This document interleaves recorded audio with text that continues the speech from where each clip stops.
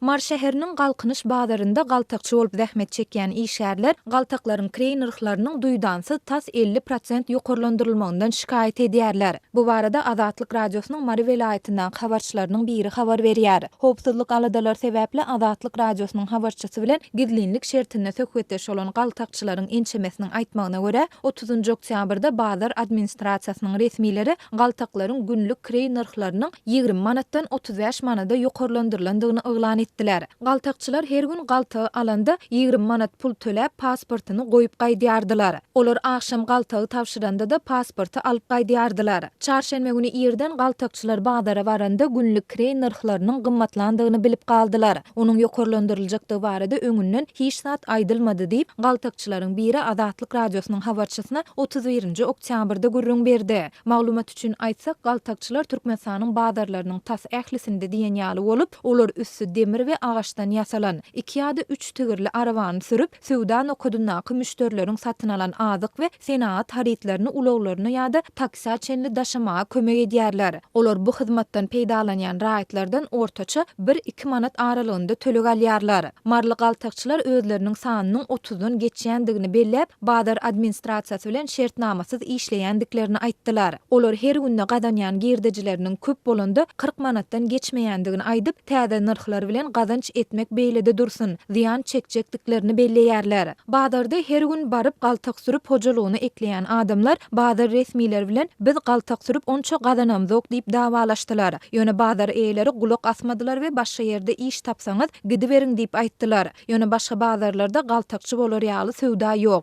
müşteri az. Galkynyş bazarynyň resmileri bu ýagdaýy bilýärler. Şonuň üçin hem kirey nyrhlaryny galdyrdylar. Biz her günde 35 manat kirey berjek bolsak, onda gündediňe 5 manat gazanç ederiz. Käbir günler bolsa muhtuny işläp beren ýaly bolars. Başga ýerde de iş tapyp bolanok diýip galtakçylaryň biri aýtdy. Azatlyk radiosy bu maglumatlary Mar şäheriniň galkynyş bazarynyň resmilerini tasdikladyp ýa-da inkar etdirip bilmedi. Soňky ýyllarda Azatlyk radiosynyň ýurt içindäki habarçylary we yerli synçylaryň ençemesi ykdysady kynçylyklar, haritlaryň gymmatlamagy hemde gyçylygy bilen baglykda ilatyň gün güzeranynyň kynlaşýandygyny we işsizlikden kösenýän raýatlary has köp görse bolýandygyny aýdýarlar.